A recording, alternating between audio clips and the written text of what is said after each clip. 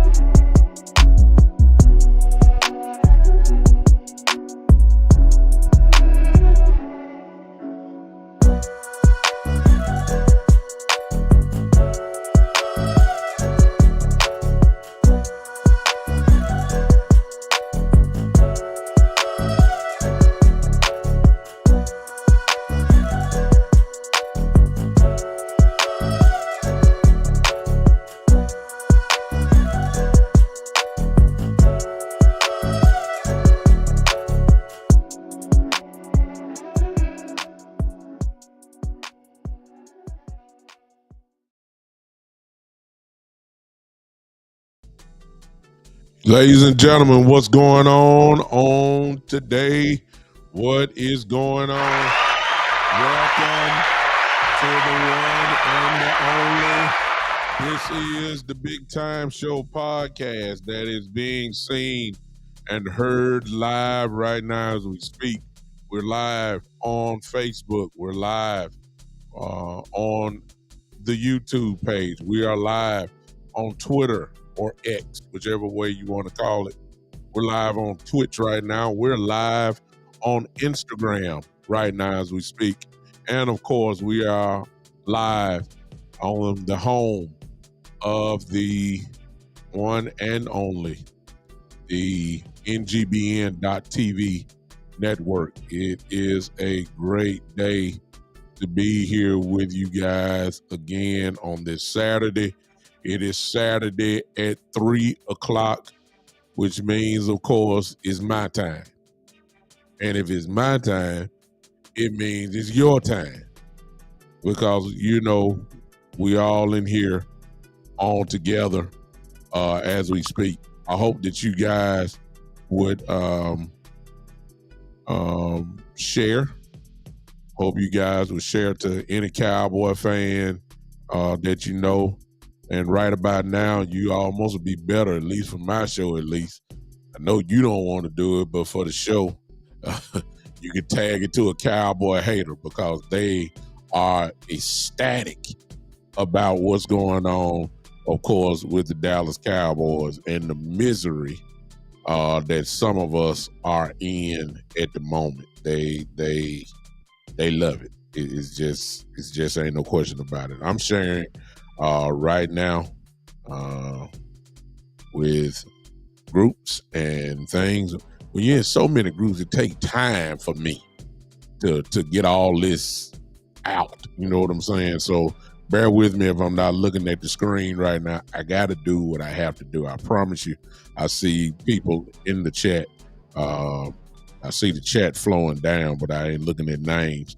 But I appreciate all of you so far that have jumped in, and let's just have a good time. I need y'all to be nice, all y'all haters. If you haters are in here, I need y'all to be nice because some of us, including myself, I am in Cowboy rehab right now. I'm in rehab.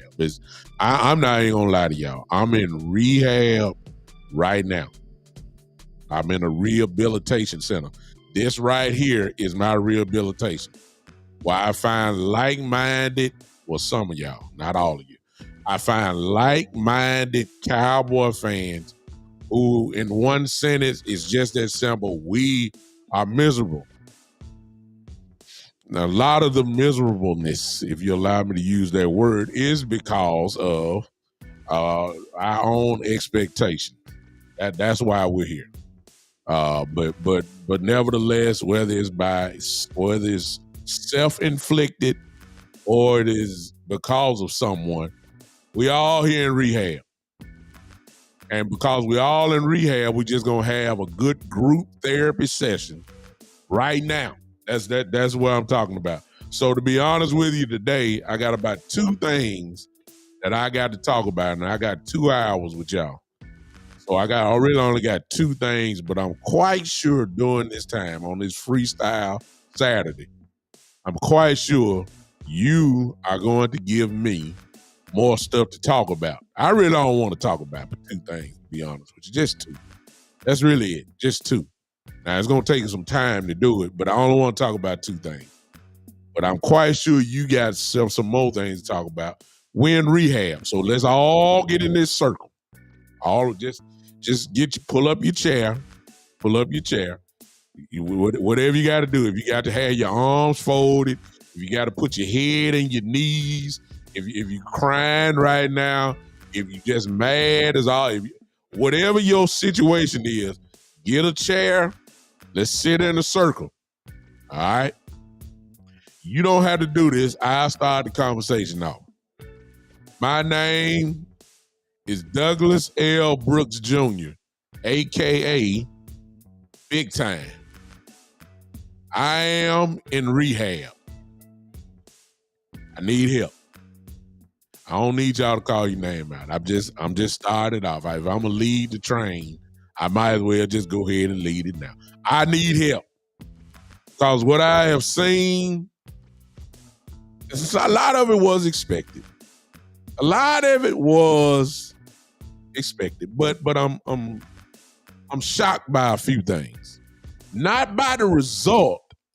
I'm shocked by the process. Do y'all see the difference there? I'm not shocked by the end result.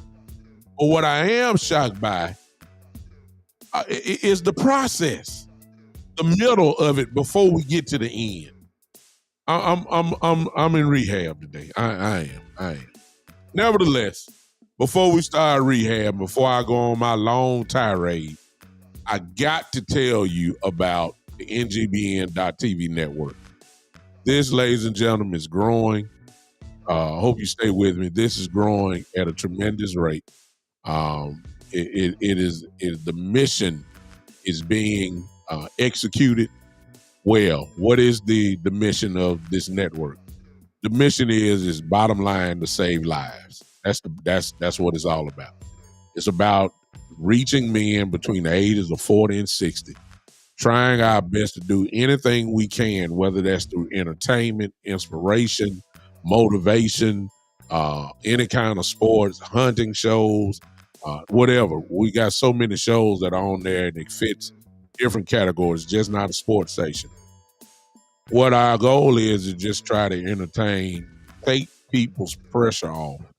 If it takes my little time to get somebody just to smile for 5 seconds, rather than to being mad all day, I've done my job. That's what I'm here for. I'm here to try to relieve stress, and we're here to save lives. This network is responsible for a person not committing suicide. 2 people, actually. That's power. We were able to get the people in front of the proper authorities, and they took over from there, and it saved lives. This is what the mission is all about, and I am so glad to be a part of it.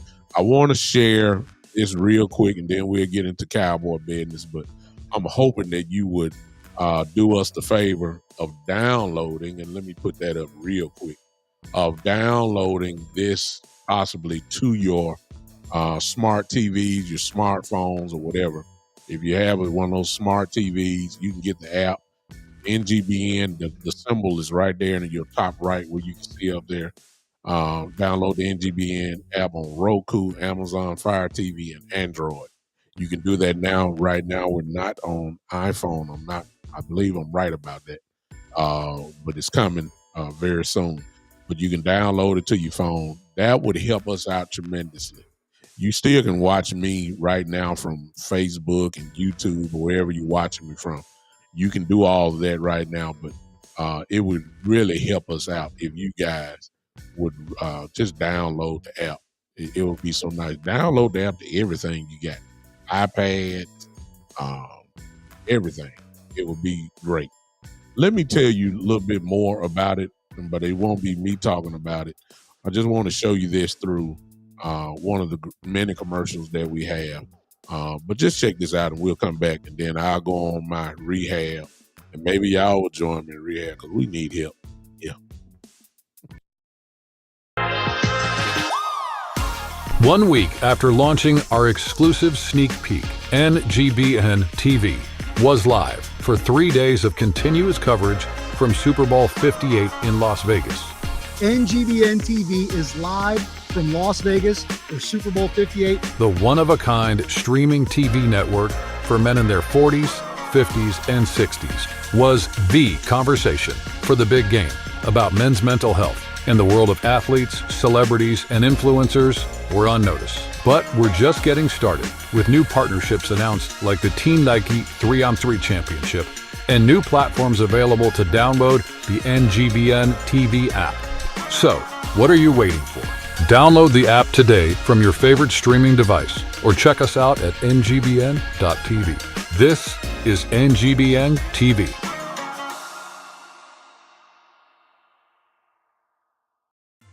Hey, it's a difference maker, y'all. It is a difference maker.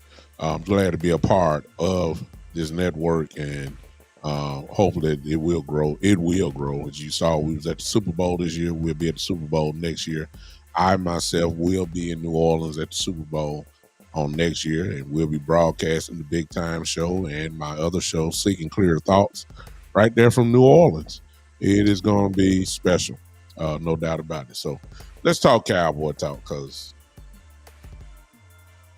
the Dallas Cowboys, bottom line, are a gift that keeps on giving. It's just no question about it. I hope you guys will share with this. I've been waiting. I could have jumped on when all the breaking news was going forth. I stayed back and want to pile it all in to just this show here. Let me speak to everybody. I'm sorry. Let me speak. Miss Ty in the building. What's going on? Craig, brother, what's going on? Joe, Shanika from Maryland. How you doing? Shane, yes, sir. My brother Dylan in the house. What's going on? Yeah. Joe, again, Rubio Method, one of the shows on the NGBN TV network, the Rubio Method. He's in the building, brother Rubio. Shane, again. Everybody else I've already spoken to so far. What's going on, everybody? Glad y'all took time to come hang with your boy on today. Let me put my rehab hat on. Can I take this off? I done all that. I don't need this on. Let me put my hat on. See, regardless of where we at. See, this is the problem here. This is what keep you in rehab right here. See, they got me in rehab, but I'm still putting their hat on. You understand? See, this is what gets you. This is what gets you trapped. See, this is the problem. I got a I don't know what you got, a little jogging suit, shirt on. I got the hat on. I'm cowboy down like I'm getting ready to go to a game right now. I see that. This is what the problem is. You see, this is what the problem is. No matter what they do to us, we keep going buying hats and T-shirts and socks, and some of y'all got underwear, and some of y'all got cups, and some of y'all got, the fake cowboy rings and, cowboy bracelets and chain, and you got all these decorations in your house. I got it just in my other room. Look above me. Y'all see that? Just look above me. I fill it out. Doctrine of Dallas Cowboys football. My name is up there. Gary Jones signed it. There's Mike McCarthy, the name up there too. Shoot, I may have to tear it down because I don't know if Mike McCarthy gonna be here no more. You know what I'm saying? It's just That's why we're in rehab. It is an addiction that's just in your blood. You can't get rid of the Dallas Cowboys if you're a fan, especially if you've been a long time fan, such as I have. Not my love affair started in 1977. I can't. I don't know nothing else. And so you can just call me. You can just call me a glutton for punishment. That I see what's going on, and I know things are not right, and yet and still, I got this hat on. I got this star on my chest right here. That's why I'm in rehab. I was just with y'all on Monday, and now here goes Saturday, and look what has happened. Let me tell y'all what. See, rule number one, all right? Here it is. This might help you too in dealing with the Dallas Cowboys, especially in terms of the Jones family. Actions speak louder than words. If you're going by the words, you're going to be in the rehab facility for a long time. You got to pay attention to the actions. So we heard the words, but what have the actions shown? Now, you got to be fair and truthful of what I'm getting ready to say. I'm going to prove it to you in a minute. Just hold on a second. You got to be truthful. We're in rehab. Got to combat the issue. Here's what the problem is, y'all. We got to admit where we really are as a team. See, a lot of us, including myself, thought because we've been 12-5, 3 straight years, playoffs 3 straight years, hadn't done well in the playoffs at all. We thought that headed into the off season, you just needed a couple of pieces that is built on what you already have, and then that might can get you to the next step. That's what we all pretty much was hoping. And then when you hear Jerry say we all in, you got excited, everybody got excited and tried to define what all in really mean. A lot of us thought, majority of us actually, thought that we finally are about to dip into free agency and we're getting ready to get 1 or 2 players, impact players, that will be able to get us over the hump. That's what a lot of us thought. Now, you weren't worried about the draft. You were saying, because you done seen us draft and develop. We seen all that. Didn't get us nowhere. Not where we want to go. But we all thought that's what we were getting ready to do. I'm totally dismissing that Jerry Jones' version of all in and your version of all in are like night and day. Totally different. Totally different. That's what messed you up. That's what got us in rehab. Me, myself, and I, if you go back to some of my shows, I didn't really believe Jerry in the first place because I done seen the Cowboys and how they work for the last 8 to 10 years. It's the same pattern. It's no surprise. So I'm not upset for what the Cowboys, in particular the Jones family, doing what they not doing what they never done. It shouldn't have been no surprise, y'all, that day 1 and day 2, they didn't get anybody. No, you should not have been surprised at all. The Cowboys do not spend big money. They do not overpay. We should have already knew that. We done seen it for years. Any other thing, especially when you got Stephen Jones in the building, you already know that they weren't going to do nothing. You knew that. You were holding out for hope, and because they didn't do anything, You got mad, upset, cussing everybody out, going completely crazy. You know, you just wanted to break your TV. You saw all these team names. This team signs this team. You really got mad when Philadelphia signed Saquon Barkley. When they got Saquon Barkley, Cowboy fans went cuckoo. You went cuckoo.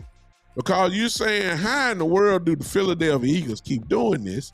And they've got the same salary cap that we got. And the Cowboys didn't do absolutely nothing. Oh, I'm sorry. We signed our long snapper. We did that.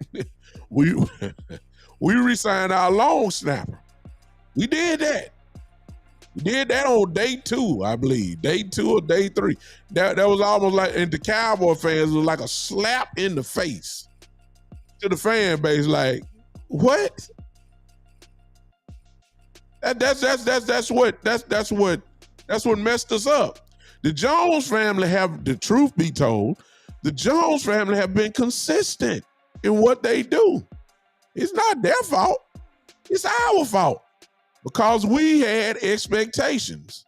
It's not the Jones family fault. They've been doing this same thing for the last 8 to 10, 12 years. They rely on the draft, developing their players, and a few of these players turn into Pro Bowl players. Some of them even turn to all-pro players. They believe in their system.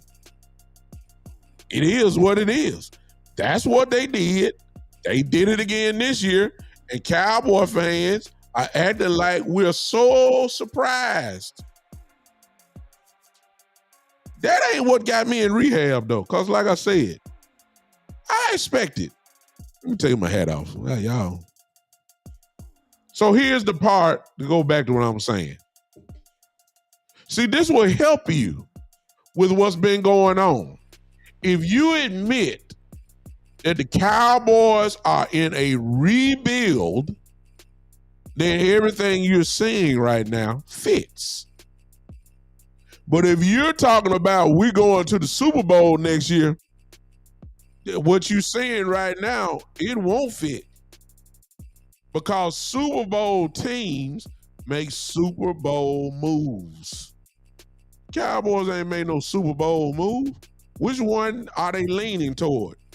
Moves for rebuilding or moves going towards the Super Bowl? Which one is it? Based off all the evidence that you've seen so far and all the people that have left and all the people that we have re-signed and brought back in, which way are you leaning? Is it Super Bowl? Or is it rebuild? See, for me, I'm going on right now. And I'm telling you now, we are in my view, we are in a rebuild mode. Listen, this is what has happened. Matter of fact, I'm gonna put this up for y'all. Y'all give me a moment. I'm going to put this up for y'all, so we can all look at it together. The Cowboys are showing you what they're doing. They are.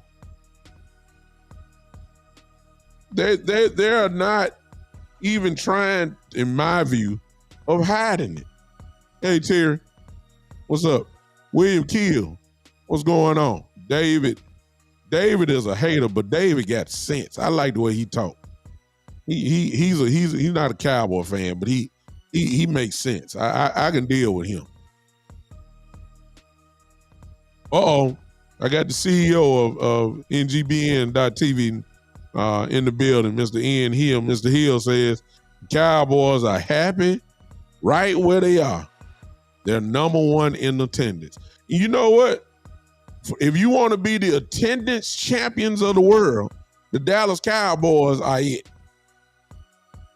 If you're worried about being the salary cap champions of the world, and if you're worried about being the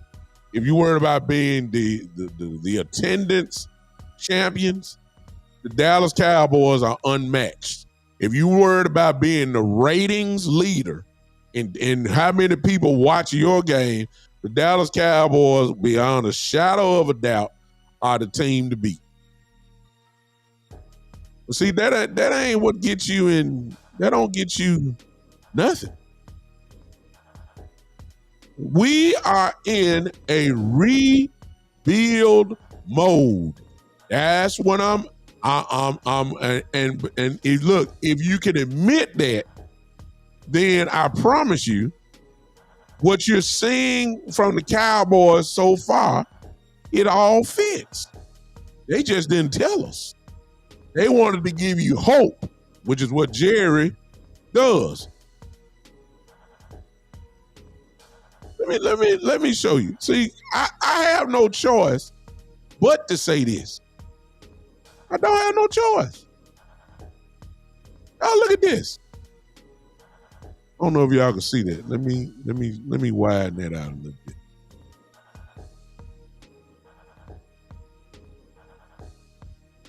Let me widen that out a little bit. Look at what we look at the departures. I don't know if you guys see it, but if you can't, I'm going to read it. We only added one person. That's a good signing in Eric Kendricks. That was day 3.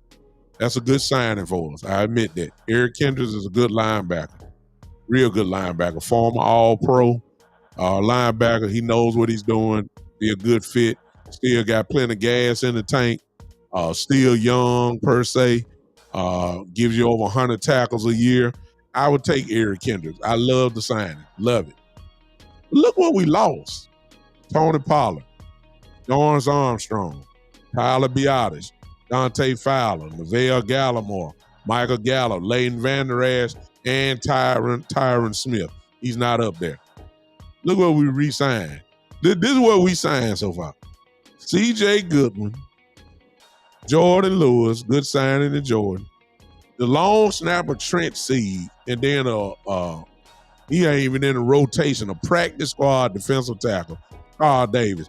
Ladies and gentlemen, out of all these returns and additions, all I see is one impact player, a day 1 starter in Eric Kendricks. That's it. Everybody else is a bench player. Even Jordan Lewis, who's not even a starter, he's a slot guy. We all know the contributions of Jordan Lewis.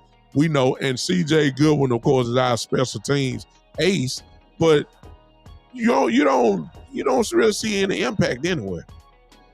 Yes, Gallup is gone, or he's been cut at least. All right. So when you look at what we're returning, and then you only got one addition. When you only got one addition in Eric Kendricks, and of course there are gonna be more before it's over with. We know that. But as of now, that's all we got. And then you got guys who are not even starters. And that's what you have. When you look at the names, can we go ahead, for some of y'all that really believe that we're trying to build, can we just go ahead and I'm trying to help you while you're in rehab. Can we just admit and say we rebuilding? See, if you say that, it'll make things easier because it explains everything. That's not why I'm in rehab with y'all, though. This is what irritates me. Y'all heard it just like I did. See, some of this stuff, because I ain't been with y'all since Monday, you already know where I'm going once I mention it.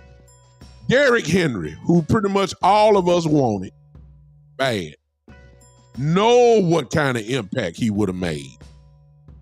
Know he would have made a gigantic difference day 1.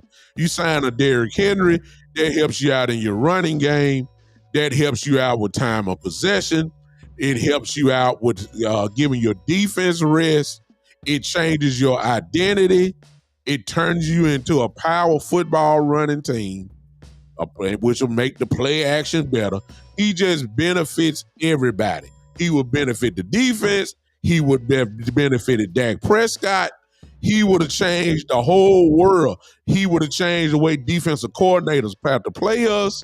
They would have put 8 in the box. They would have gave you one-on-one. with CD and whoever else is the receivers out there, because you would have been so worried about Derrick Henry, you would have had to make a decision. It was almost like pick your poison. This is what Derrick Henry would have done he would have just benefited everything. No question about it. We all know he signs with Baltimore. He goes away. That ain't what ticked me off. What ticked me off was, and look, watch this, whether we were going to pay him or not. You didn't even try to call the man. How did we know that? Because when he had his press conference in Baltimore, they asked him the question, did you talk to the Dallas Cowboys? Derrick Henry said this, and I quote, I don't know what's going on with him. Translation, I was waiting on their phone call. He said, I don't know what's going on with him. I was like waiting.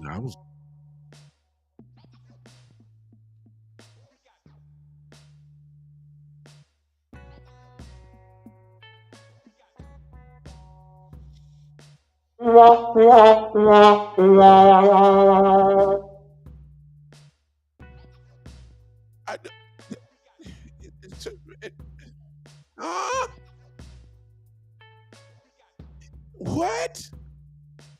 And no matter, and see, we wouldn't have been able to sign Derrick Henry anyway, because see, we were saying paying Zach Moss $4 million was too much. Y'all hear what I just said? They didn't even want to pay Zach Moss $4 million. So you know Derrick Henry is going to demand at least double of that. So minimum $8 million, which is what he's getting now. I mean, we weren't going to sign him, but at least make the phone call. The man built a house in Dallas. He trains in Dallas. The state of Texas have an income tax thing where they don't have to pay any taxes in Texas. Of course he want to keep his money. He had already said he was a Cowboy fan growing up. But just by his response told you he at least wanted to talk to Dallas. That's why I'm in rehab. Because the things that we should do, or at least try to do, we don't even try. They tell me you ain't serious. They tell me you don't want it. Not to even pick up the phone and call this man agent and say, hey, we know who Mr. Henry is. We know he's the king, and we know he's still great, and we know this, but let's just see where you guys are as far as annually, a year. Just let us know, and this is what we can offer. At least let us know. Well, sir, Mr. Jones, Stephen Jones, we can't. There's no way in the world we can come for $4 or $5 million. There's just no way. But we appreciate the phone call, and if push comes to shove, if you guys have a change of heart, please call us immediately. But we do have other offers that we are thinking about now. So please let us know very quickly, because my client needs to find a team. At least you would have tried. They didn't even call the man. What?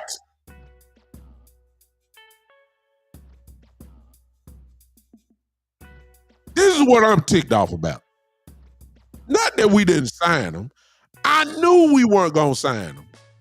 Especially after the Zach Moss thing. I knew we weren't going to sign Derrick Henry.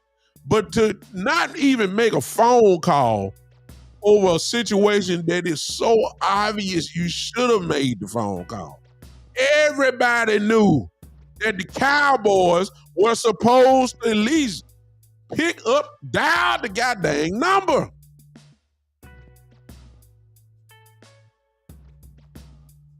I'm not messed up that he gone to Baltimore. Truth be told, I told y'all the other week, I told y'all Monday. Don't nobody, if you got a choice to play for the Cowboys in Baltimore, Lamar Jackson and Dak Prescott, if you got 10 guys, they're going to go with Lamar.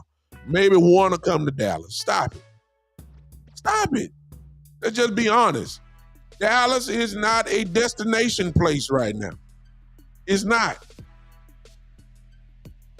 It's not. You can't compete.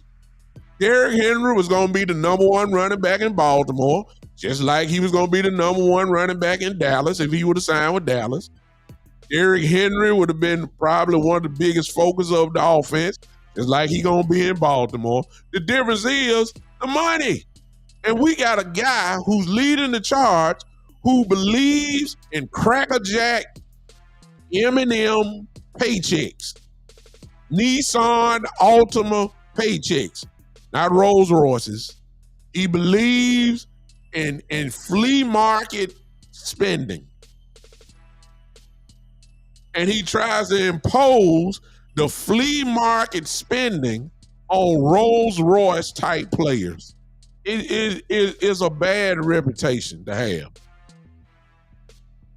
To the point that I believe some players will look at their phone and push ignore. Because they already know they're going to get insulted with a raggedy contract offer. Zach Moss, they say Zach Moss $4 million is too much.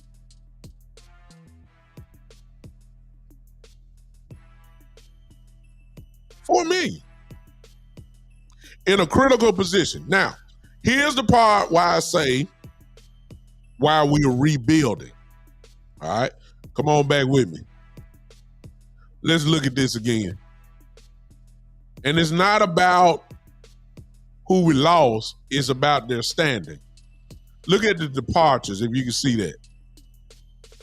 Tony Pollard, that's your starting running back. Dorrance Armstrong, heavy in the rotation. Tyler Biadasz, that's your starting center. Deontay Fowler, heavy in the rotation. Gallimore, he was in the rotation. Gallup, our third receiver. Van Der Esch, another starter. Tyron Smith, whose name is not up here. Tyron Smith, that's a starter. You got two of your starting linemen gone.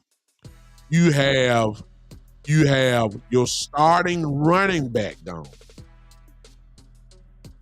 Starters. You got a Pro Bowl running back, 1,000-yard back. You got a Hall of Fame left tackle. And to be fair, ladies and gentlemen, some of y'all need to be quiet with these fake tears about Tyron Smith. Let me pause and just bust some of y'all out. Okay? Hey, Mike, yeah, I saw Eric got the 1-year deal, cheap, but his other choice was the 49ers. But see, Eric Kendrick is not a Will or Sam linebacker. When I say Will, the W and the S off Sam. He's not a weak side linebacker. He's not a strong linebacker. He's a middle linebacker. But he wasn't going to play middle linebacker in San Francisco. Eric Kendrick was not going to play, and he's too slow to play Will or the Sam. He's a middle linebacker. He wasn't about to play over Fred Warner in San Francisco. I believe that's the reason why he came in. I believe Frisco probably offered him more money. He wasn't going to play no middle linebacker over Fred Warner in San Francisco. He came where he knew he could be what he's used to playing. Middle linebacker. The Cowboys got an obvious need at middle linebacker. Guess what? And then, of course, as Craig just said, he's playing with his coach. But he wasn't going to play that in San Francisco, not as long as Fred Warner's there. Nowhere in the world. You wouldn't play him. Okay? You wouldn't do it. That's why he came to Dallas. That's easy. Back to Tyron Smith. Some of y'all need to quit all this fake emotion. I'm calling y'all out. Because, see, the truth of the matter is, and I'm one of them, see, let's get honest. You should have already known, all right, that Tyron Smith was going to get paid. He's an all-pro left tackle. Second team all-pro. No matter what you say about him, what one thing you can't say, when he's on the field, he's effective.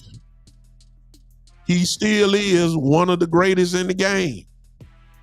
There's nowhere in the world you were going to insult Tyron Smith with a flea market offer. And here's the truth, y'all. I know y'all heard about the Jets contract, but he can get up to $20 million, but his base pay is only $6.5 million. That's it. Did y'all know that? His incentives can get him up to $20 million for that 1 year. You know how many games you play. If you make all pro, if you make a Pro Bowl, if you've been X amount of games. Listen, he's the Cowboys weren't going to pay him that. Of course he was going to leave. But again, the annual pay was $6.5 million. Cowboys didn't want to pay that.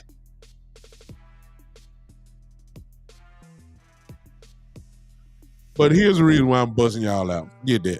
And I've been saying Tyron, as great as he is great.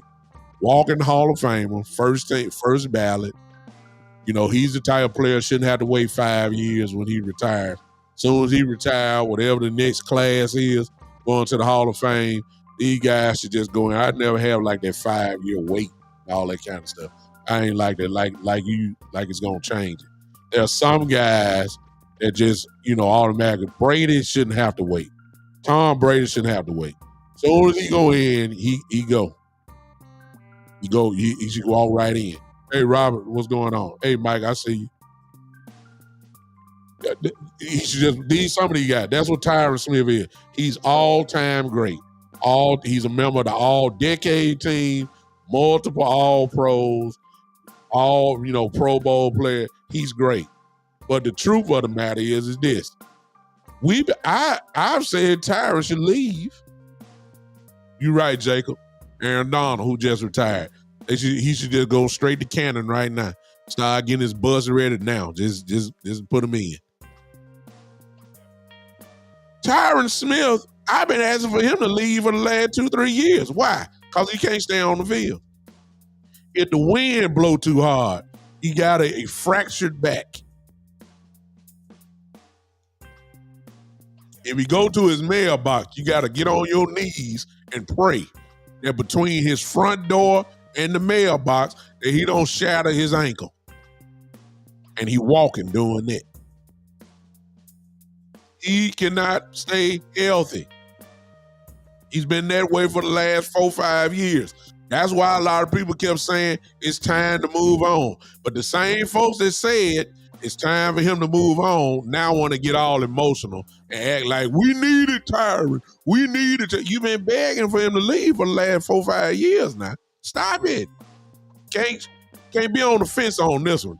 Either you want him gone or you want him to stay. I've been wanting him to leave for the last at least 3 years. He don't benefit me missing 12 games a year. He just don't benefit. It is what it is. But that still doesn't diminish his greatness. Again, I say, he was second team All-Pro this year. He's a great football player. There's no doubt about that. But you got to make up your mind. Now, regardless of whether you think he's great, regardless of whether you think he can't stay healthy, here's the bottom line as far as the Cowboys go.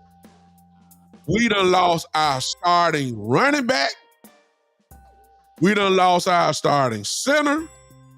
And we have lost our starting left tackle. And y'all want to tell me this ain't no rebuild? In which the Cowboys could have re-signed all of them if they wanted to. They didn't want to do it. So and now, here we go. Now you got the dilemma of moving, which I don't know if they're going to do it or not. I doubt they do. And that's moving Tyler Smith who was drafted initially as the future left tackle in the first place. That's what he got drafted as a left tackle. They moved him to guard, but he was drafted as a left tackle. I don't think the Cowboys gonna move him there. And if you did, now you got to get a guard.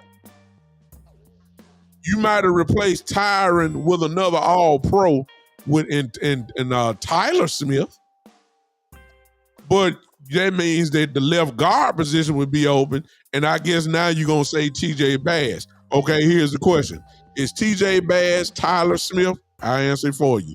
No. It don't mean T.J. can't play, but he's not on the level of Tyler Smith. So that's why I'm saying it's a downgrade. If you move Tyler to the left tackle, we'll see. But if you take Tyler Smith out of the guard and put TJ in, okay.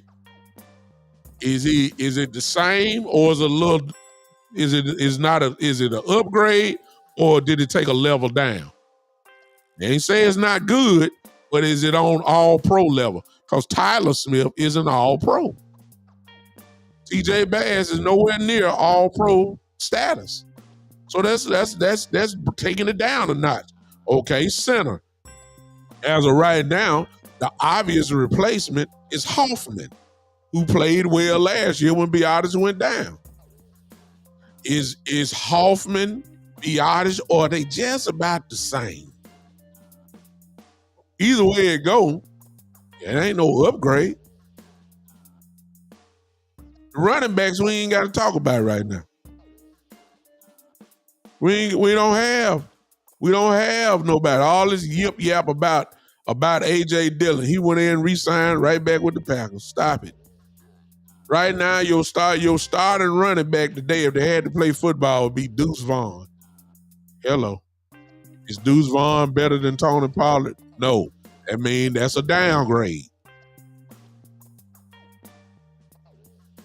We don't even look like the team from last year. So it's a rebuild. Here's what I'm thinking. The Cowboys are getting ready to do what they have leaned on for the last 12 years, except this time, the best player available theory is not in effect with the Dallas Cowboys. They will be drafted for needs. But they ain't signing nobody. I mean, we already know that.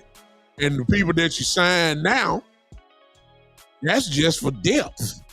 It ain't for no impact. It's just for depth, which is what the Cowboys usually do with free agents. They go ahead and get free agents for depth. That's where we're headed now. But this time in the draft, you got to go O-line. See, with all the departures, it's easy to see, to me at least, where they're getting ready to go with the draft. The 24th pick will be an offensive lineman. Now, whether that's center or whether that's left tackle, that's whichever choice. It's gonna be one or the other.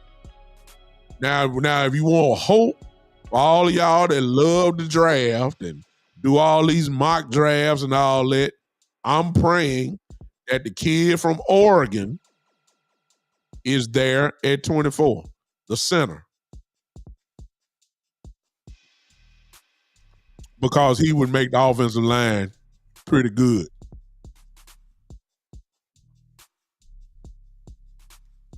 All right? They ain't doing nothing.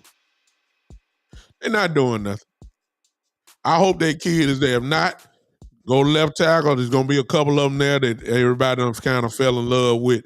I think you better pick your choice. This all depend on then where they rated on the Cowboys board. That's it. O-line, first round. Might be the second round. Still need linebackers. You see what I'm saying? It's going to be need this year. Ain't going to be no best player available. I can go ahead and tell you now, some of y'all going to be upset on draft night because you're going to see one of these wide receivers there at 24 who you know would make the offense better. You're not going to get them, y'all. It's not going to happen. They're going to go O-line. Ain't got no choice. They letting all pros go. They letting Pro Bowl centers go. They let them be out as a Pro Bowl center. They let him go. You let a Pro Bowl running back go in Tony Pollard. The running back position can be worked on later or whatever. We know we're gonna get a running back in the draft. May not be early. Maybe day 2, day 3. But O-line and linebacker are gonna be immediately addressed. See, the part is kind of it makes sense. So whenever you start talking about the draft, you're literally talking about a crapshoot. Because nobody knows how these guys gonna be later on, later in their pro career. Everybody that's drafted is an All-American on some publication. Everybody drafted, first team, all conference, first team, All-American, second team, All-American, third team, All-American, all that type of stuff. That everybody's good, but when they get to the league, they can't get past the practice squad. So it's a crapshoot.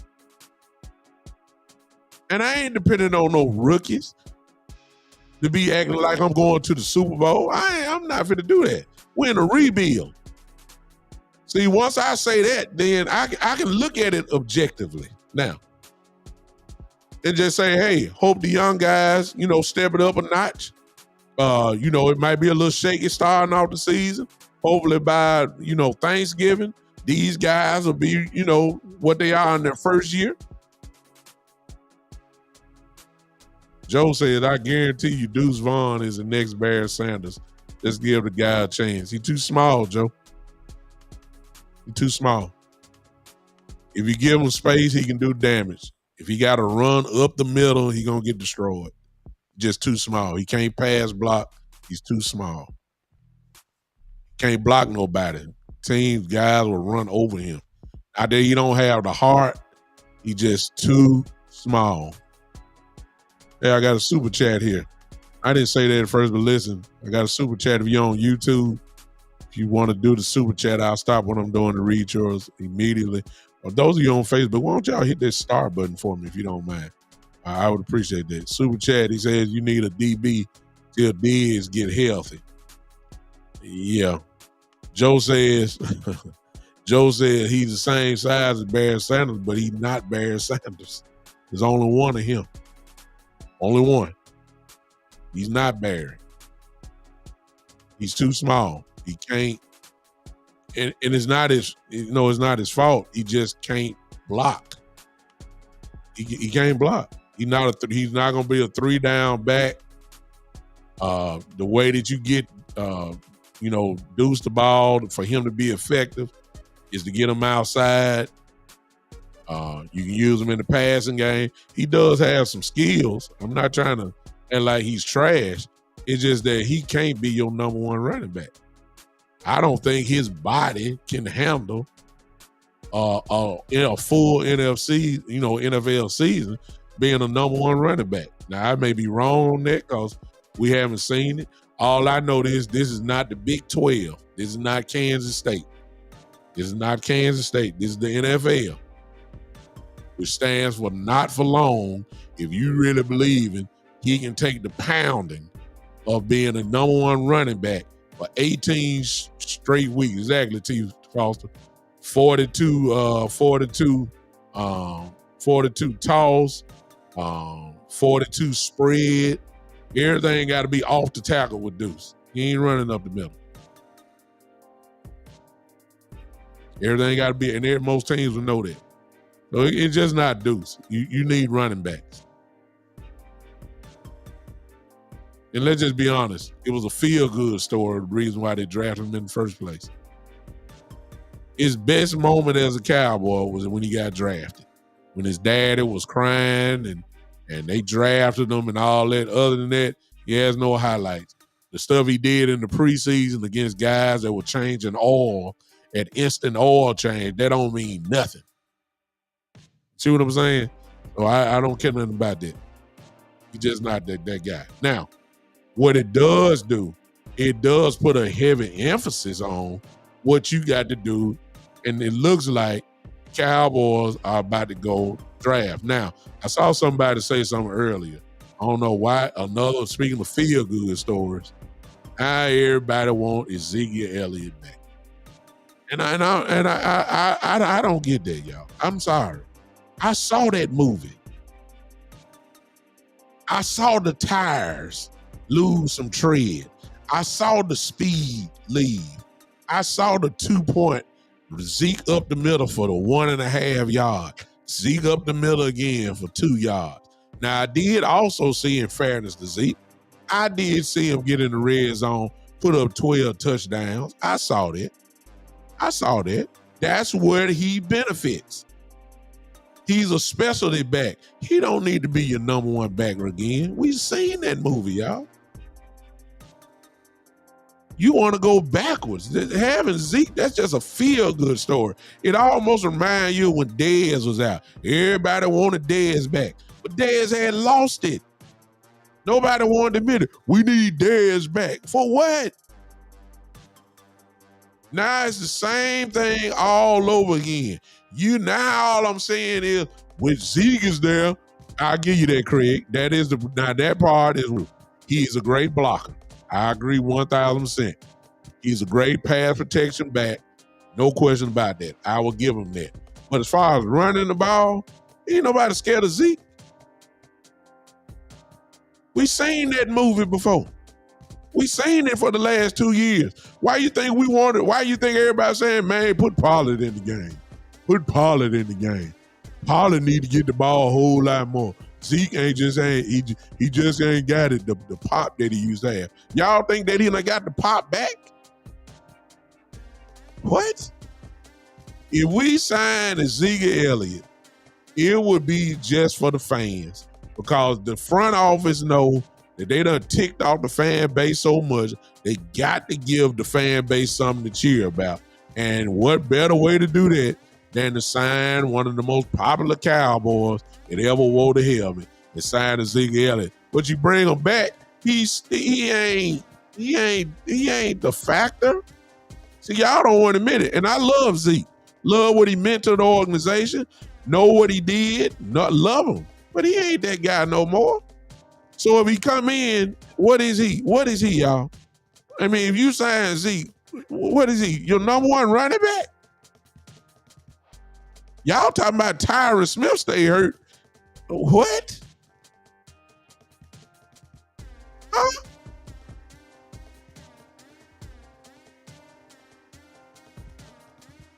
Jacob says Dalvin Cook is following the manager of Blogging the Boys and some other Cowboy group. Now, I'm going to say something that's going to make you mad here. I'd rather have Dalvin Cook than Ezekiel Elliott. Dalvin's still young. Dalvin can pass block. He's a 3-down back. Dalvin is on fresh legs, too, I may add. Fresh legs. And he still has that flying, that fireworks in his feet. He still can move. He still can get on down the field. He's still fast. I'd take him before I take Zeke. I would. Without a doubt. Without hesitation. Now, there's still a couple of backs that I like that's in the free agent market. There's still a couple of backs that's there that I like. I like Kareem Hunt. That's a power back who got some giddy up, just a little giddy up in him.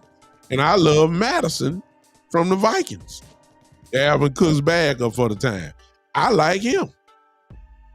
I would take him. Quick, fast, in a hurry. I ain't saying he's supposed to be a starter, because Madison is kind of like a number 2 back. There are some guys that are in the draft who I'm quite sure the Cowboys going to go after as far as running back goes.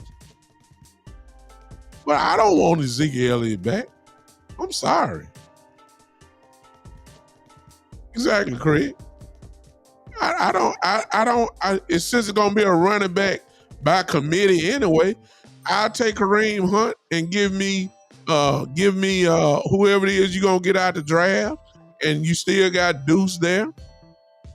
I'll take that. But I don't want Ezekiel Elliott because see, if you bring Ezekiel Elliott back, they gonna try to force it and let him be the number one running back. And I already know what the play call gonna be. Zeke up the middle for 2 yards. 2nd and 8. Zeke, ball again. Shoot, we were begging for Zeke to get the ball, and they couldn't give it to him because they know he can't handle the load. You look at the stat line, Zeke had the ball for a whole game, 12 carries a game. If you get Zeke back here, he's your number one running back. Dak Prescott next year will be throwing the ball 60 times a game.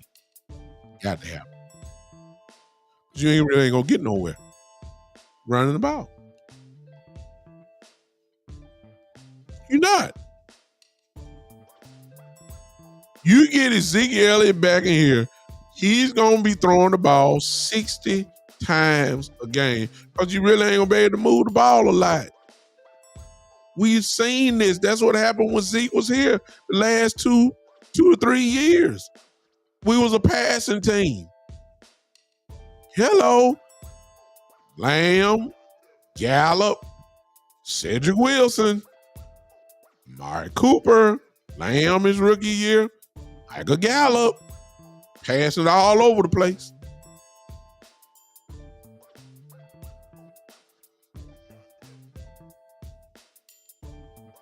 Jacob, I like that. And you ain't lying about that. It just didn't seem like it.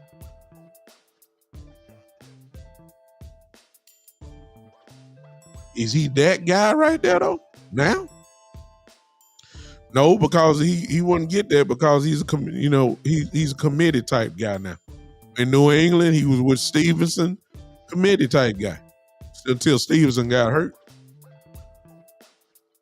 Zeke had a couple decent games. But he ain't the Russian champion Zeke no more. And by no means. I don't want him. Now y'all want, and listen, because I'm saying I don't want him, it don't necessarily mean that he won't be productive. I'm not saying that at all. I'm just saying I've seen that movie before. Oh, that was Cook's stat. I'm sorry. I know that what I'm about to say now. When did Zeke do that? These are the stats. Thank you, Jacob. These were the stats for Dalvin Cook. And that was by committee, too, because Madison was there. Look at what Dalvin Cook did. You don't think that wouldn't help us? And he got fresh legs because he ain't played with the Jets last year, not much. He really didn't get in the game. You don't think Dalvin Cook can't get that done? I'm saying he gets it done easily. That's what I want. If we're gonna run the ball, give me a running back that can run it. I ain't got time to experiment and feel good stories. That's all Ezekiel Elliott would be. It'd be almost like a upgrade of a Deuce Vaughn type story. Like, fans, here you go. We're sorry. We know we didn't call nobody. We didn't call Derrick Henry, but we gave you Zeke back. Put your hands together. For we just wanted to give you something to smile about. Will you love us again? Will you love the Jones family? See, we got Dak's best friend back. We got Dak's best friend. We got Zeke back. And the old band is back together. Don't you feel good about it, Cowboy fans? Let's go win. And I'm going to be just like this.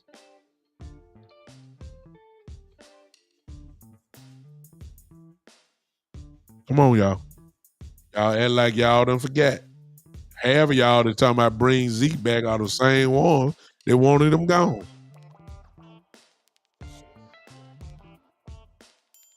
And I know Zeke probably does want to come back.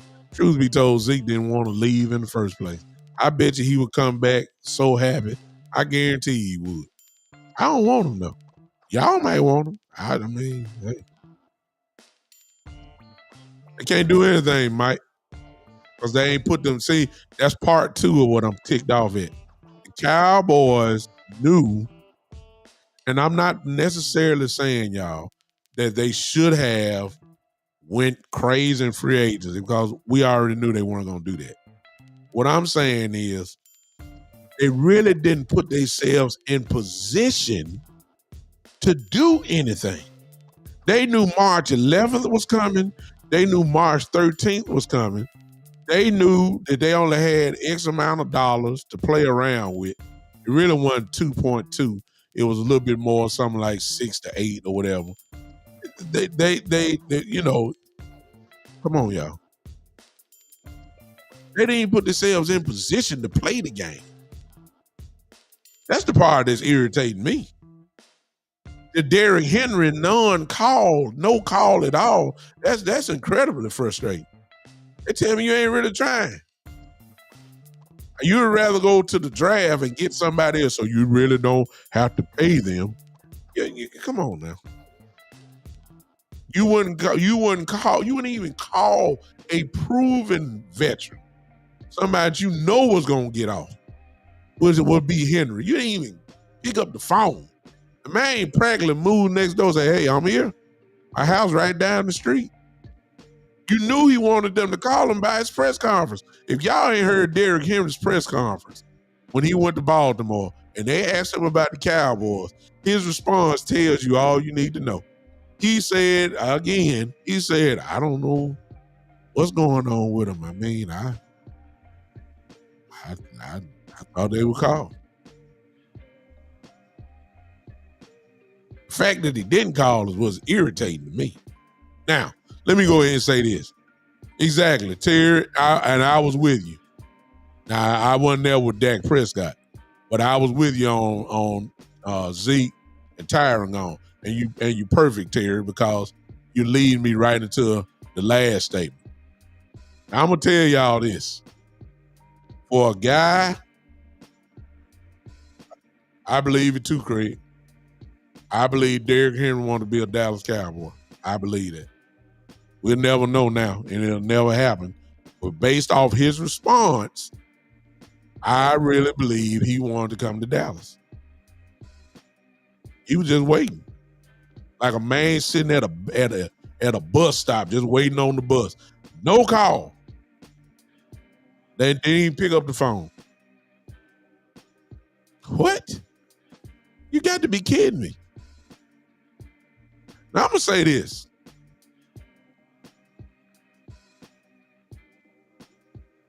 Jerry Jones will forever be an oil man.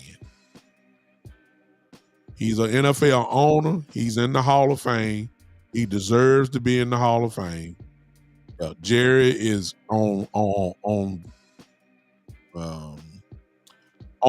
owner's qualifications. Let me say it like that. He's one of the greatest ever. He no doubt is one of the most visible owners that we've ever seen. Some of it good, some of it bad. What you can't take away from him, and whether you want to give the credit to Jimmy Johnson and Barry Switzer or whatever, it really don't make no difference. The man has 3 rings on his finger. He is a champion. He's one of the greatest owners on NFL standards that he is. He's that guy. He is. Care what y'all say. But he was an oil man first. Jerry is cocky. He's arrogant. Ooh, I'm finna say something crazy, y'all. I hope I don't lose some of y'all with the stuff I'm getting ready to say. Okay? If you're offended, I'm sorry. It's not directed at you.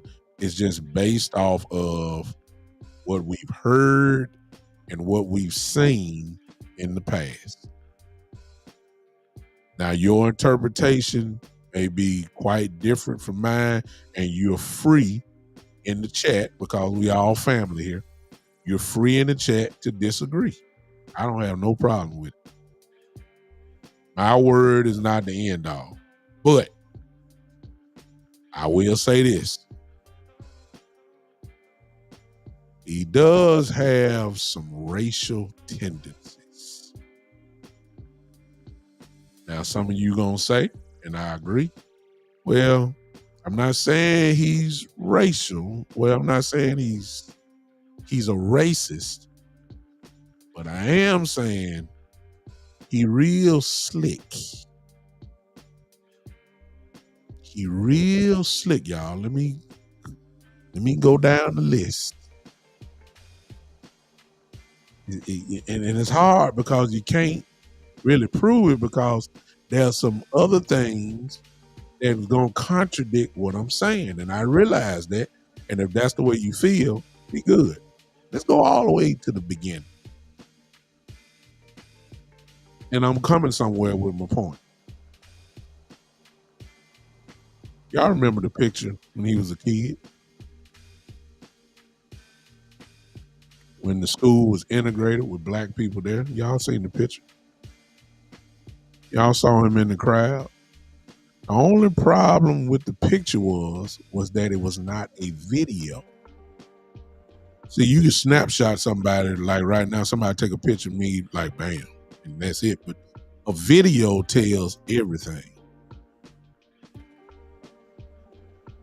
We don't know if Jerry was, at least the picture didn't show, that he was hauling off obscenities to those black students that was integrated in the school at that particular time. Nobody knows. The picture didn't tell the 1,000 words. All the picture showed was at a young age, Jerry Jones was there. That can't be disputed. He was there. But you can't really fight that because he was at school. That's where he was going before the black people came. He was at school. That's school he go to. That's the only thing you can say. The question will always be there, what was Jerry Jones saying? What did he say? We'll never know because there was no video there. So we can't really judge him by it. I guess if you want to go with the court of public opinion, you might say, well, you know, if he's there, then he's an accessory to all that type of stuff. Well, we don't know that because the picture didn't show that. But he was there. That's somewhat of something. The old people used to say it like this: where there's smoke, there's fire.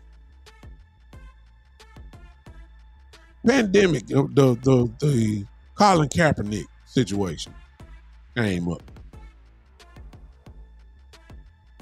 And Jerry, bottom line, said this, and I'm fast forwarding because I got to get to Dak. This is all tied to Dak. Jerry Jones said, toe on the line, and if your toe ain't on the line when the national anthem is played, you will not be a Dallas Cowboy. In other words, I'm forcing the issue. You wearing the Cowboy stuff, I'm going to do it. Jerry also took a knee,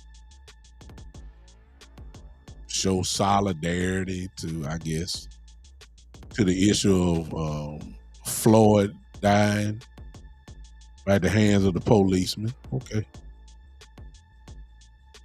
He did the thing. He looked so fake on his knee, but he did it, you know.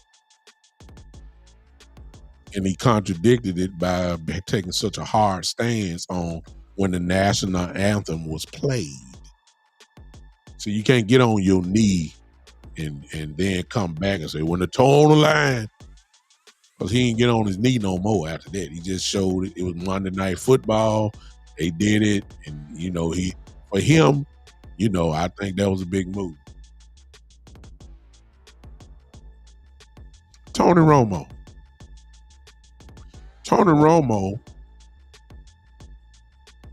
He vowed and said it without a shadow of doubt that Tony Romo can win us a Super Bowl. Tony Romo can do it. Gave him the money, wasn't no fight. It didn't even get to negotiation. Gave it to him, paid him. Y'all remember that? Everybody, the same way they talked about Dak's $40 million a year thing is the same way folks were saying, how in the world did Jerry Jones just give Tony Romo all that money?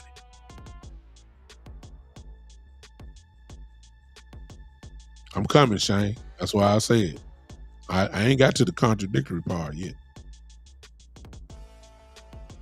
See what I'm saying? So, but when it comes to Dak, he gives credit to Dak for everything outside of football. Great guy, great leader, nice man, great charity work, NFL Man of the Year, help dogs out the trees, don't step on crickets, feeds roaches, that he just an all-around great guy. That's what he says about Dak. But he never said that as strong as he said about Romo. Romo can win a Super Bowl. See what I'm saying? That's what he said. Now, kept Dak twice on a franchise tag. Paid him once, 2 franchise tags, played him on that. Now we get to this point. When all he had to do was go ahead and restructure him, would have gave incredible relief to the salary cap. Been knowing it. Been knowing he could do that. Been knowing that. Didn't even have to wait. You done all that, and when the league year opened, you could have been done that. Still haven't done it. Has made Dak play essentially on a 3 times on a 1-year deal. 2 franchise tags. Then when he bet on himself, $40 million a year, he was playing on a 1-year deal. He's done it 3 times. Now, in fairness to Jerry, if you want to say that, there are people, as Shane just said, that is going to kind of contradict the evidence I just said. You ask Deion Sanders about Jerry Jones, he loves him. I don't have to say anything about Michael Irvin. You already know. Emmitt Smith, he's winning the business. Helped Emmitt with his businesses. A partner in his business. Now, some of you may say, well, that's because he did something for Jerry. They did something for Jerry and all those wins and championships and all that. So, he's doing that. Just because you help somebody don't mean that you don't have some type of something.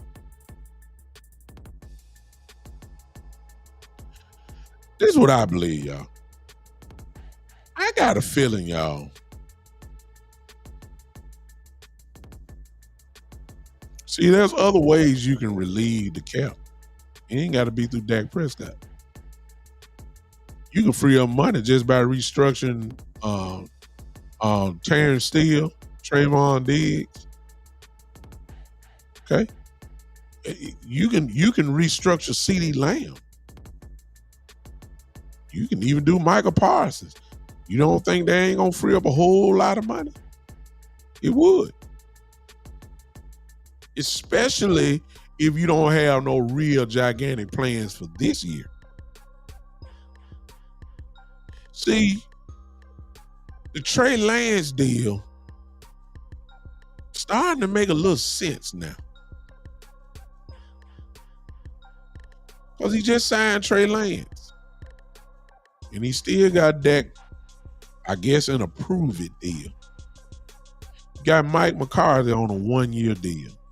Really got Mike Zimmer, defensive coordinator, on a 1-year deal. You got Dak Prescott almost out the door, where you can essentially really start all over again. Trey Lance ain't gonna cost you nothing. That will free up a whole lot of money, where perhaps you might be able to, guess what? Go after some real players and surround your quarterback with some real players, impact guys, and you still ain't got to pay your quarterback. Heavy money. So I'm starting to look at this thing. You didn't bring back Tyron. You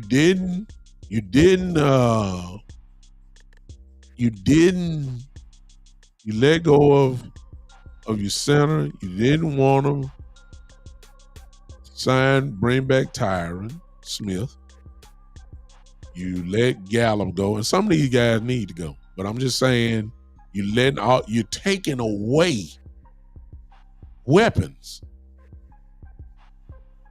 And then the very first thing you're going to say is, we'll go as far as that goes. But see, you're doing the same thing over again. You took Amari Cooper away. One year, before we traded for Amari, you had a wide receiver by committee thing going. Wasn't going nowhere. So you don't mind taking away from Dak, because when you give it to Dak, guess what happened? All pro. You don't want Dak to shine. Because see, if you don't extend him, the price tag go up again. Because he'll have another good year, maybe. But now you're taking away 2/5 of his starting offensive line, which was, if I'm not mistaken, the Cowboys were the number 1 offense in the league.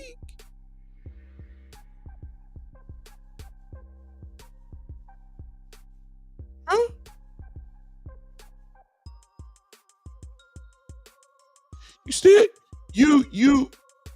You've been knowing what restructuring Dak would do for your salary cap. You've been knowing that. You haven't done it when it's such an obvious move that you should do it. But you haven't done it. And it ain't because of, Dak and it's take two to tango and all that. No, it's just about respect. See, if you're going to keep him on his team, contrary to what a lot of y'all, don't believe or whatever, you got to respect that. As far as an offer goes, you can't tell somebody we're going to pay you $50 million and Jalen Hurts getting paid 52 and Justin Herbert is getting paid whatever, 53 or whatever. You can't disrespect that by giving him lower than that. Y'all crazy. You leave it up to Dak to tell you he'll take a discount. But you can't come to the table talking about, hey, Dak, we want to pay you $45 million a year. And Baker Mayfield getting more. Are you crazy? Stop it. Sean Watson getting more than that. No, you got to respect them. So I don't know what the offer is. I don't know if Dak is trying to be the highest paid ever. But the way that the Cowboys letting people go and stuff like that, I can't blame him for not being the want to be the top. I see you, Mike. I can't blame Dak. If the Cowboys gonna keep playing with me, I need to get everything I can get, and that goes for Michael Parsons too. It ain't no discounts. Not for those. Not for CD, Dak, and Michael Parsons. No, sir. Ain't no discounts. You better get it. You just seen how they done everybody else. Soon as it's time to pay somebody, then they started coming up with all these excuses. They did the same thing to Amari Cooper. Amari Cooper wanted $20 million. Now you getting ready to probably pay CD right at $30 million. Hello. And I know it's a different time. Salary cap don't went up. I get it all. But it's almost like the Cowboys, they want you to be good. But what they don't want you is to be too good. Because see, if you become too good, that's when they try to start getting rid of you.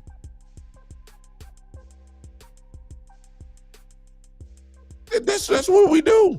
We're allergic to gigantic contracts. We don't mind paying linemen. Now that part I got to give you to. They don't mind paying the offensive line. Zach Martin was just the thing that he went through last year. That was just an anomaly. That don't happen often. They didn't have no problem giving Tyron Smith his money when it was time. Zach Martin got his money at first when he done it. Travis Frederick back in the day. Frederick got his money. Steele got his money. They don't have no problem paying linemen. It's the skill players. The list go on and on.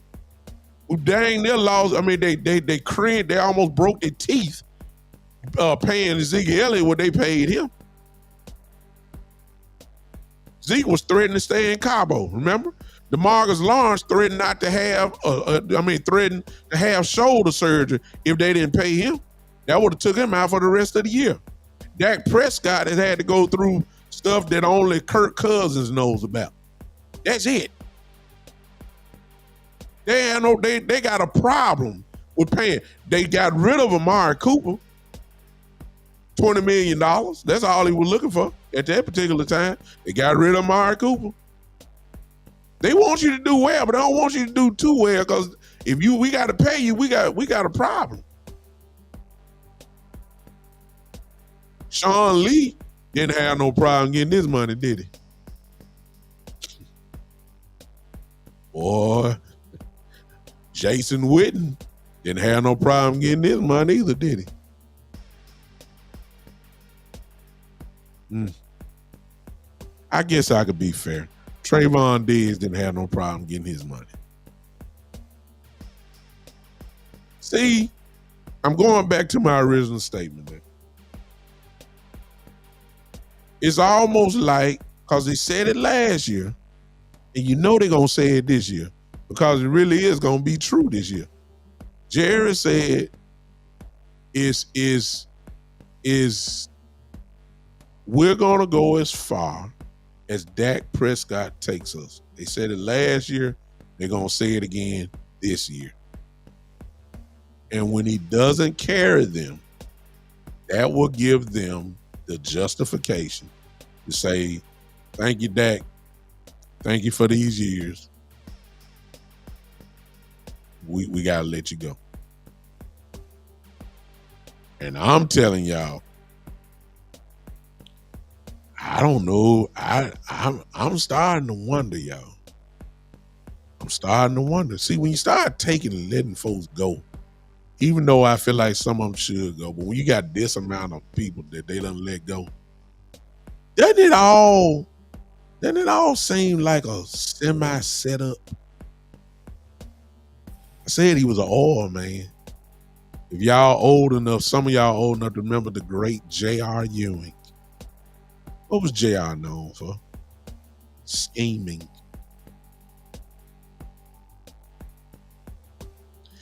It's just starting to smell just a little fishy. It's starting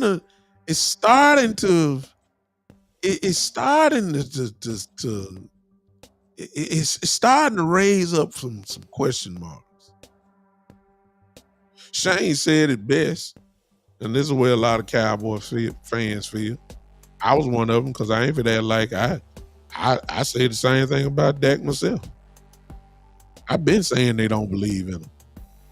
Shane says they don't want to pay him because they believe he's not a Super Bowl caliber quarterback, and he says I tend to think they are right. I've said it about Dak myself. I've said it, and I got 3 years worth. All you gotta do is go back in my library. I've said that if the Cowboys are down more than 2 scores going into the fourth quarter, depending on what the 2 scores are, they're not gonna win.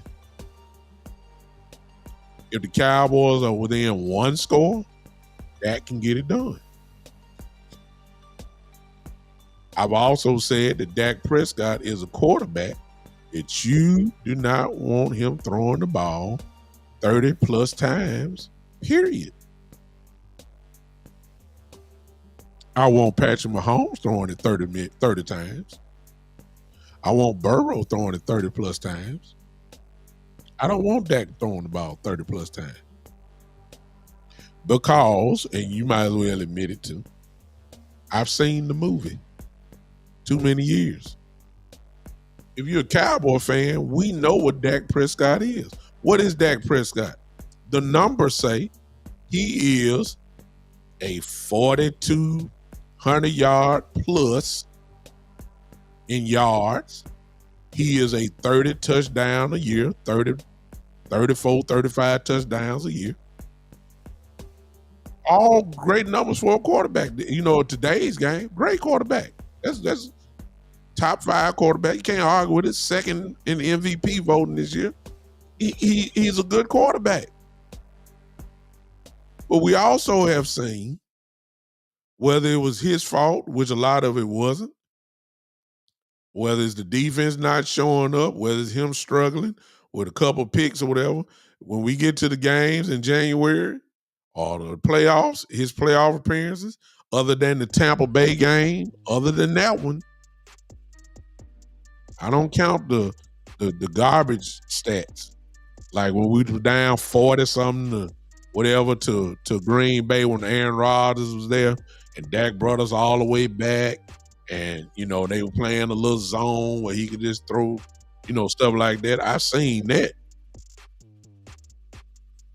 But most of all, more than not, Dak has not had great playoff games. But the whole team hasn't. He's good. Dak Prescott is a very good quarterback, and he can go anywhere else, and they're going to pay him. I just think that the Cowboys have a bigger plan in mind, and I'll go again to Trey Lance. It's not a coincidence. It's not a coincidence that Trey Lance signed another contract with the Cowboys this year that goes, and it wasn't no one-year deal either. It's not a coincidence, y'all. All right, check this out. We'll never know, but don't you think it's been some inquiry about Trey Lance in a trade? All these teams who are in need of a possible quarterback, you don't think nobody didn't call the Cowboys about Trey Lance? See, that ain't gonna never come out, but you don't think that nobody called nobody for Trey Lance? I mean, they called for Kenny Pickett. They called for Desmond Ridder. You don't think nobody, no team hadn't called for Trey Lance? See, this is stuff that we'll never know, but common sense kind of tell you this. You don't think one team so far has not called about the services about Trey Lance? Even if that means you bring them in as a backup.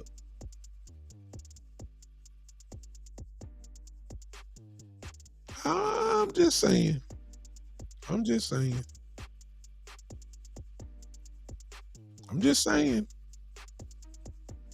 I think it's more the Trey Lance as the time goes by. And with each day that goes by, and who knows, I will be the first one to come on here if that gets extended. You know I'm coming and say, hey, Jerry fooled me. We have our quarterback for the next God knows how many years. Hey, he's a Cowboy. I'll be the first one to say that. But with each day that go by, and considering that Dak has played on 2 franchise tags, and he played on a proven year, 1 year. Well, really all of them was. 3 times this man has played on a 1-year deal. I don't know if he's going to get extended, y'all. That's what I'm really trying to say.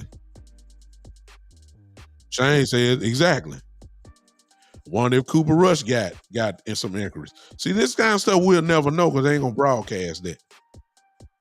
But I wouldn't be surprised if somebody done called for either both of them, Shane. You're absolutely right. I believe that I just believe somebody had to call for them. Why wouldn't you? I believe Jerry has a plan. Look, if you get another quarter, what does Mike McCarthy have to do to keep his job, y'all? Everybody pretty much say at least NFC Championship game. Okay. If he doesn't get it, then guess what? He's gone. Got a super chat here. Terry says Trey Lance hadn't done anything in the NFL. I agree. But he ain't done nothing and got another contract, though, didn't he?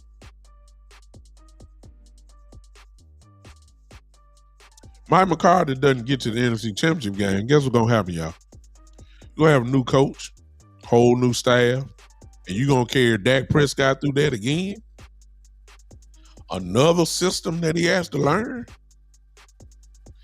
I can see Jerry saying get rid of everybody.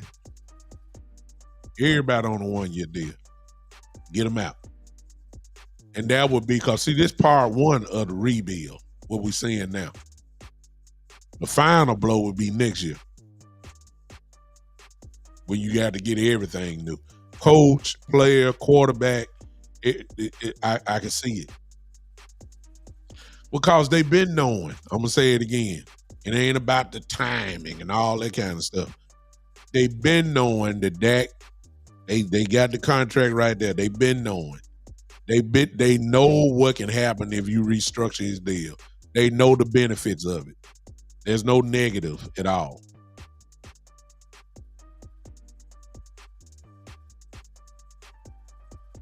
They haven't done it. It makes you wonder. It makes you wonder. It makes you wonder. It makes me wonder. He should have been restructured by now if you really want him. I think they're having hard deliberation. How many years you gonna give him? I think that's the main thing. How many years you gonna give him? I agree, Siobhan. I believe that's really the dilemma, y'all. The Cowboys don't want to commit another 4-5 years to Dak Prescott. I believe that's what the problem is. I never believed that they did believe in him. That I believe really I don't think it's really the money. I really believe that it's, how many years are we really talking about committing to this dude when we already kind of got our mind made up of what he is, and most importantly, what he is not? That's what I think was going on. The money ain't the issue. The money is not the issue. Not for him. The problem is how we done had 8 years with this guy, and we gonna get at least a 4-year deal. He's 30, what is he, 30, 31 or 30, whatever. And we already know what he is, and we're gonna commit 4 more years of this at this price. I just don't know if I want to do that.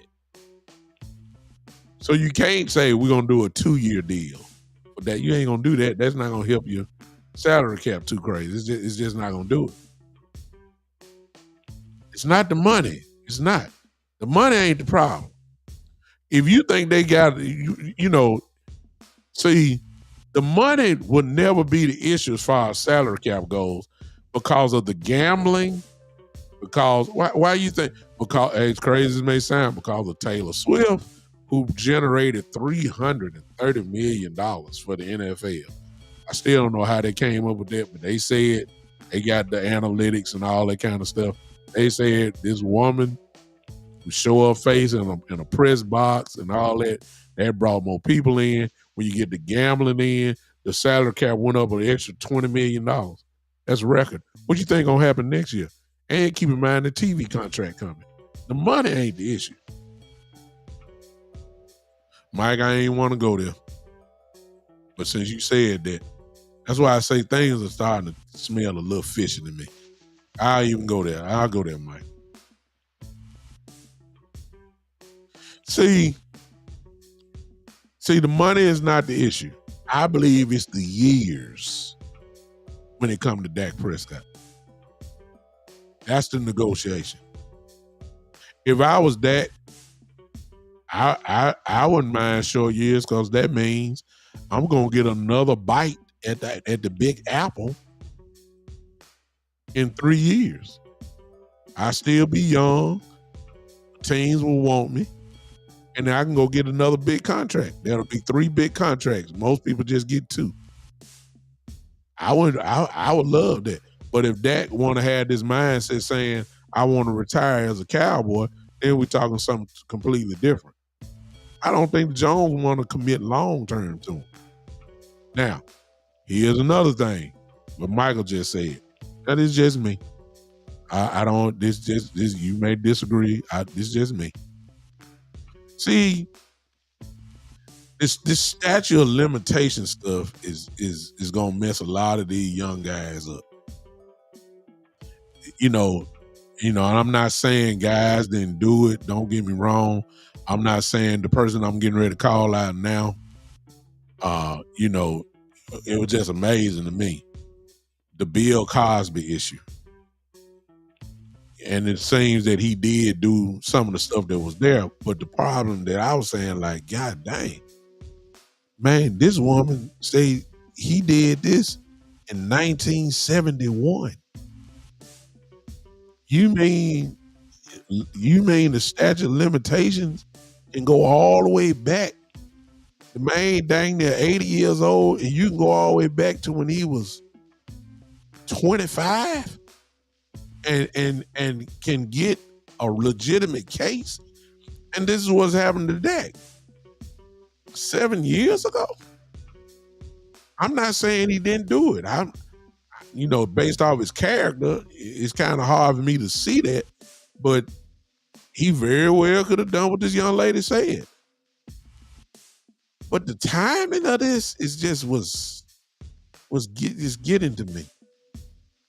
Zeke Elliott went on a boat with a young lady, and he reached around and grabbed her chest, and it wasn't nothing forced.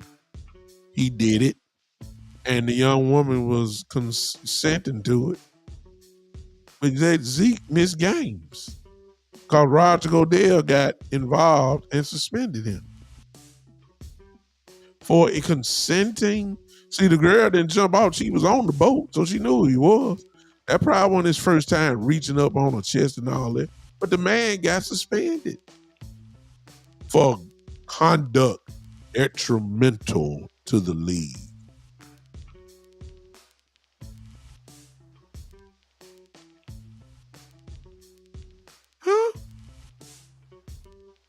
Now, of course, Dak is coming back and suing her because obviously he's saying you lying. It's just not that. It's damage to the shield.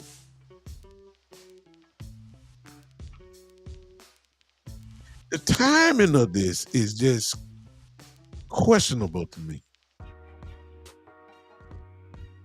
Like 7 years. Why all of a sudden it's coming out now? And if you was an owner, why would you give a contract to a person that you're not sure is going to be there? Because this thing going to catch fire and it's going to keep growing until things shut up. See, Dak, since Dak is suing her, what that ought to tell you is Dak saying, I ain't giving you a dime. Dak got enough money he could settle, but their settlement kind of says that you're guilty. Dak ain't trying to say I'm guilty. He's suing her now. She's suing him, he's suing her. So that tell you ain't gonna be no settlement. But Roger Goodell is kind of sitting back in the catbird seat,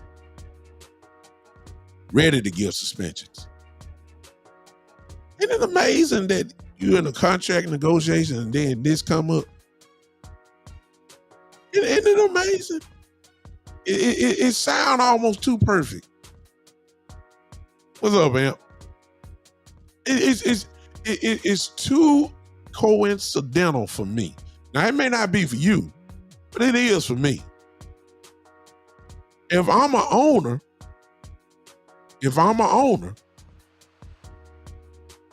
And you know the Cowboys got more information than what we have. You know that. You know that. The Cowboys know a whole lot more than what we know. They know in depth. They got enough evidence there to say, oh, this ain't about nothing. Just go on get this contract done. Or they get to say, wait a minute, let's hold up. Because see, we'll hate to pay this man this money and he don't play this year.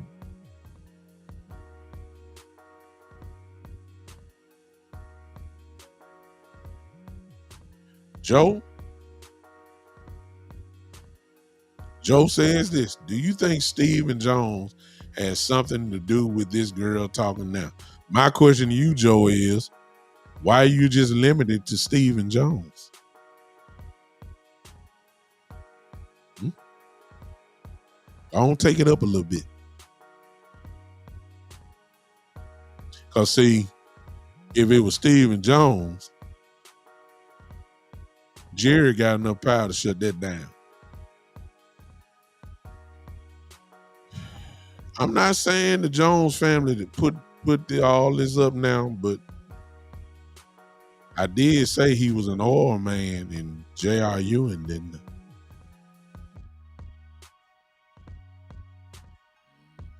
See, if you going through all this, you gonna spend it. I ain't gotta pay you. I ain't gonna pay you.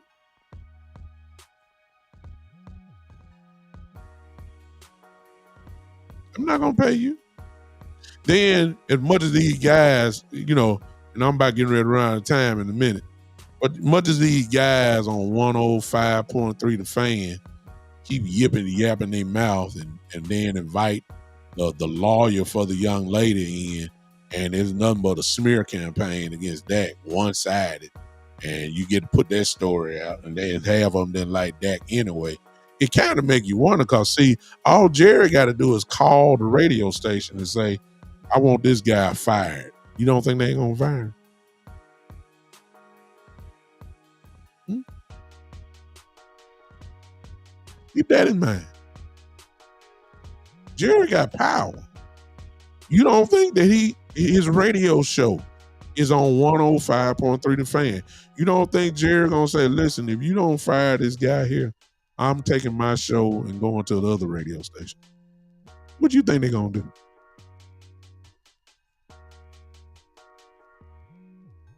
You don't think Jerry got enough power to say that the word get around? We're bringing the young lady on, and we're bringing the lawyer from the young lady on to do an interview talking about the situation with that. You don't think Jerry can't get on the phone and say, no, you're not. No, you're not. You're not doing that. You're not gonna mess up my quarterback. Then number two, if you do that, I'm pulling everything Cowboy related off of this radio station. What do you think 105.3 would do? You don't think Jerry didn't know? See, these are the kind of things you got to start thinking. You don't think Jerry didn't know that lawyer wasn't coming on there? You didn't think that? It's called playing chess.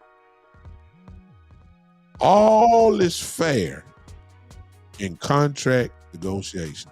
That's all I'm gonna say. I ain't trying to accuse. I'm just saying it's too much of a coincidence. I ain't saying Jerry did it. I ain't saying Steven did it. I am saying it's just too much of a coincidence. The timing is just unbelievable.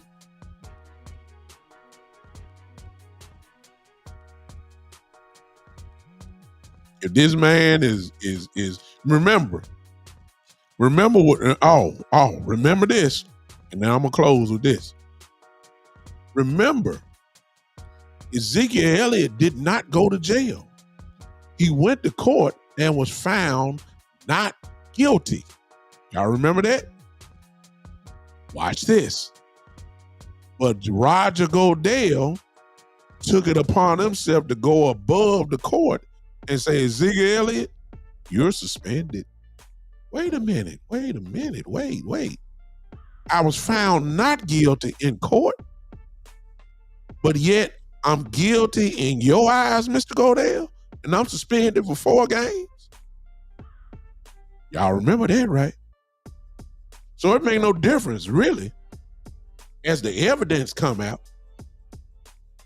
about Dak and this young lady who obviously had some type of consenting something back then. It made no difference. He found not guilty. In the eyes of Roger Goodell, there is a chance that Roger Goodell gonna say, "Hey man, look, I understand you NFL Man of the Year a couple of years ago, but you can't do this. No, you can't. No, we're gonna go and suspend you." If Roger Goodell suspended Tom Brady, he will suspend anybody. If he will suspend Tom Brady for supposedly having 0.5, a little more air in the ball, then come on, y'all. Again, Ezekiel was found not guilty in court. Roger Goodell said, "Well, you guilty with me. And you're going to serve this 4-game suspension. You can appeal it all you want. You can appeal. Don't make no difference. You suspended." So it ain't over, even if the court, if it goes to court. It ain't over. You got to get through Roger Goodell. And it leads to the contract. Why you going to pay? Why you going to pay? See, and forgive me, y'all, for going to conspiracy theory type stuff. But in this case, I think it's necessary. Because those are factors that you got to go ahead and enter in. Huh? Also, keep this in mind, since I'm going there route, another conspiracy. Remember, when the owners voted to give Roger Goodell a contract extension, there was only one owner that rose up against it. You know who that was, right? Jerry Jones. So in other words, Jerry Jones tried to stop his money.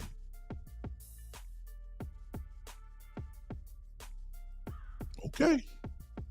You don't think that Roger Goodell ain't got that in his mind?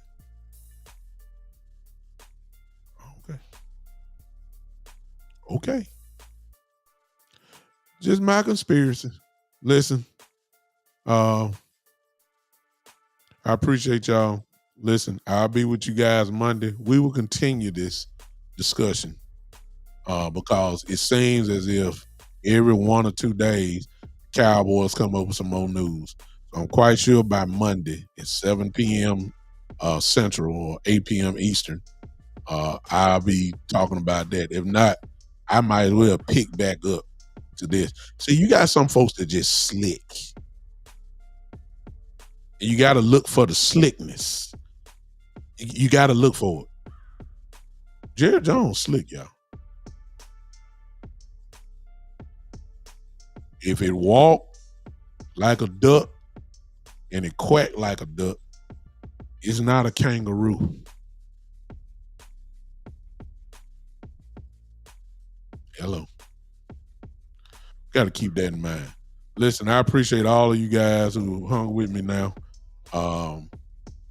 We in this rehab together. Y'all pick your head up. If you look at it, to recap, real simple. If you look at it as if we are rebuilding, everything we're doing makes total sense. If you look at it from the eyes and perspective of a rebuild, you will see what we're seeing. But if you're looking at it through championship aspirations, like we ready to really challenge for the Super Bowl, none of this makes sense at all. Hey, Scott. If you look at it from the eyes of a rebuild, everything that the Cowboys are doing makes sense. It makes complete sense. It makes sense. It's a rebuild. You can't rebuild with everybody, but you got to start slicing the pie down with some moves and people. You can't do it all at one time. Get rid of some things this year, You let them play it out next year, then you get rid of the rest of it. I think that's what we're doing. The actions speak louder than words. All right. Appreciate y'all. Monday night, we will continue this. One way or the other. We're going to do it. Until then, ladies and gentlemen, this has been, oh yeah, the Big Time Show.